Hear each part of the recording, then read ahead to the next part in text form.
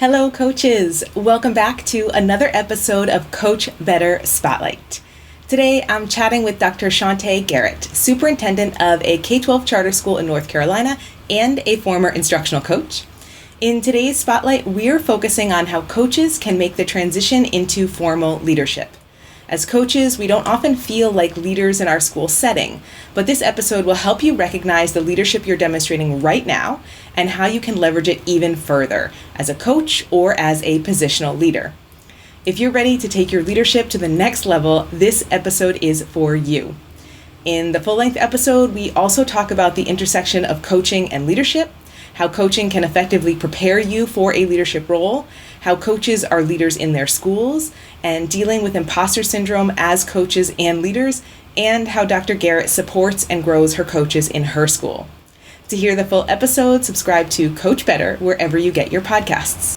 Dr. Garrett is also featured in our Women Who Lead Certificate Program, and today's conversation is a window into one of the modules inside the program, recognizing your potential to lead.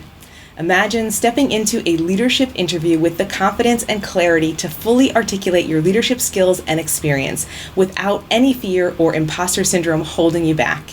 In Women Who Lead, you'll recognize your leadership potential within a global community of growing leaders, and you'll learn from the experience of over 70 successful female leaders from around the world. Registration for our next global cohort is only open from the 2nd to the 16th of May. Don't miss your chance to join. Find out more at edurolearning.com/women today.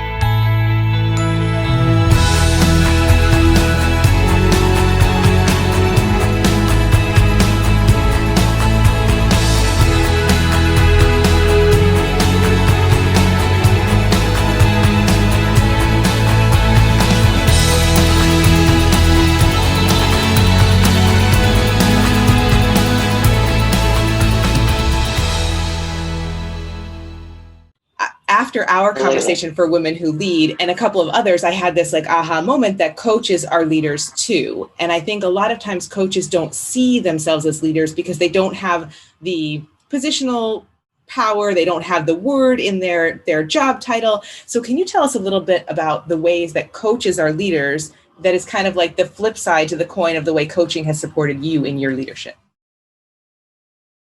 Yeah, the way coaches are leaders, and I think I shared with you in the last interview, I probably spend the most time with the coaches that serve our teachers because they are closest to the front line outside of me hosting conversations with teachers, right? So when I need to know what are teachers saying, how are they feeling, what are they communicating, if I'm not in that PLC with teachers, which I do try to do, or if I'm in the building and not holding that conversation, I am sitting next to coaches and leaning into saying, how is this going? What experience are the teachers having? Because they spend the most time sitting alongside of teachers. Okay. And that perspective is extremely important. And there's not the measure of accountability there. So, it's only the measure of, it's not the measure of I gotcha or the measure of you didn't do this right. It is how much closer are we getting to getting this right? How much stronger are we getting? What is this growth looking like? And so I definitely lean into coaches, but it's also it's a different type of relationship. And so it's not about it's a different type of accountability, because I believe our teachers develop a sense of accountability for the work that they're doing with coaches versus making sure that they check boxes on an evaluation, right? And so when I'm not able to have a conversation and get that feedback directly from teachers, I am leaning into our coaches because they're closest to that conversation. And it's part of that relationship that they build with teachers as coaches. We did the work of studying the art of coaching, right? and understanding the nature of, that's not a counseling relationship, right? But it is a growth producing relationship, right? And so when I need someone to say, hey, what is this? Can you come in here and see what this looks like, or give me feedback on this? And taking some of the anxiety off about being able to ask questions, or being able to say, am I doing this right? Versus feeling like you always have to be on, right? And so other ways that coaches are leaders within the content areas, right? And a lot of spaces you'll find coaches that are content specific. And we have tried that model as well.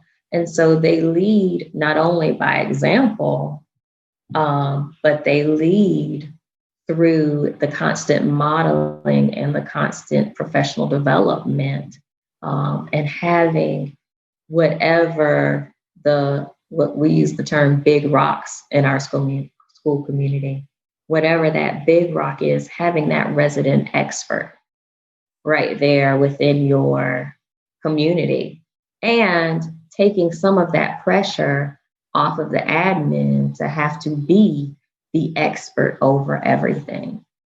One of the things that I enjoy, we have a super coach in our community, and she's super attentive to detail. And so we all lean into her, and that's her superpower.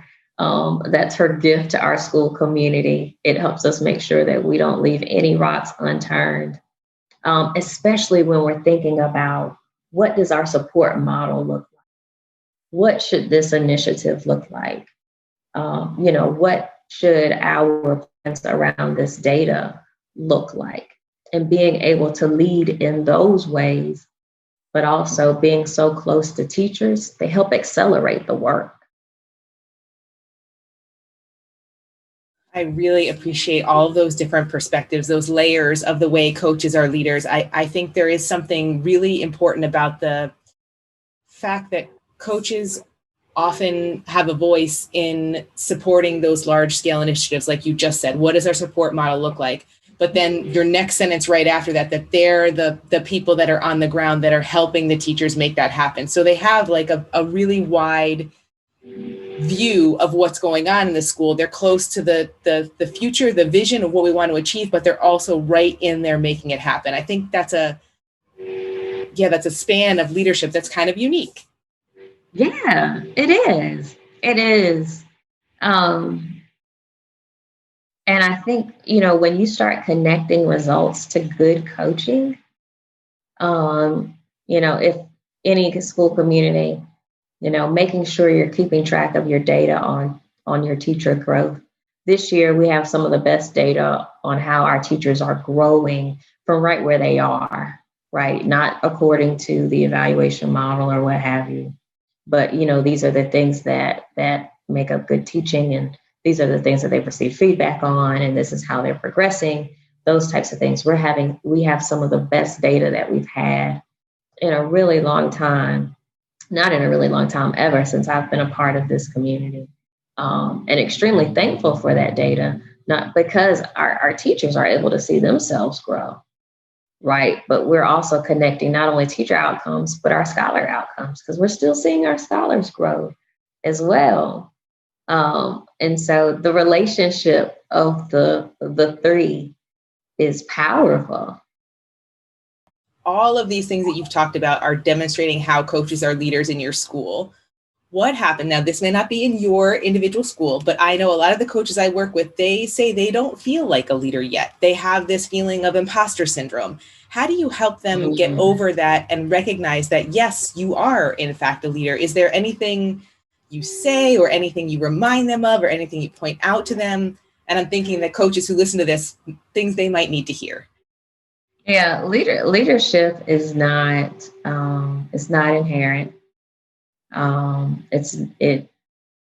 There's positional leadership, but that's not that's not what you want to lean on. That's not what I would advise anyone to lean on.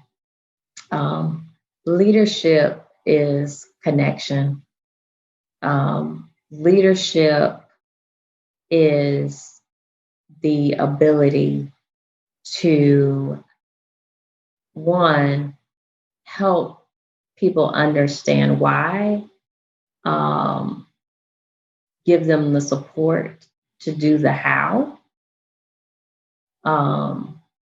and the encouragement and affirmation to carry out the what, right? And so leadership does not just fall on my shoulders.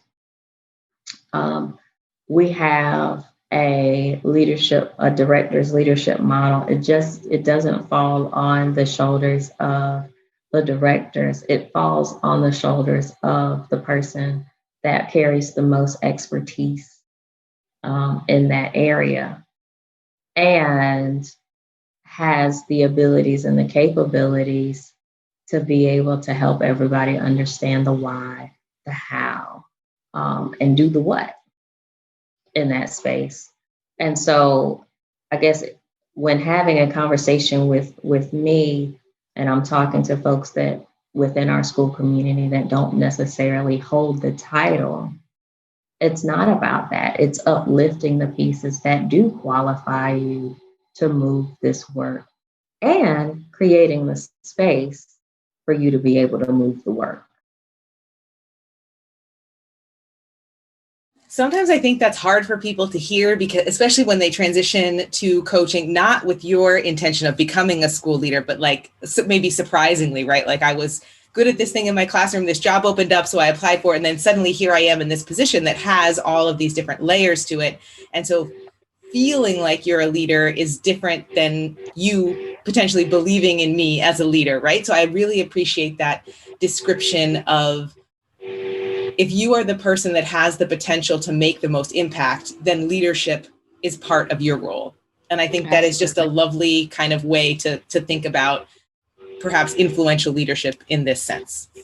Yeah. Thank you so much for joining us for today's episode. I hope you enjoyed the conversation.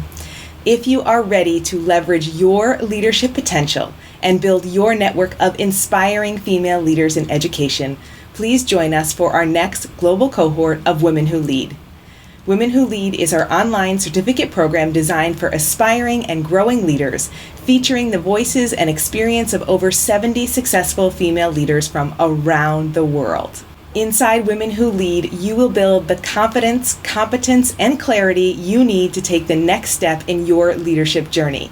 Imagine applying and interviewing for your dream job without imposter syndrome holding you back. Imagine handling difficult conversations without all the anxiety and stress. Imagine being able to manage all the competing demands of a busy leadership role while maintaining a sense of wellness in your life.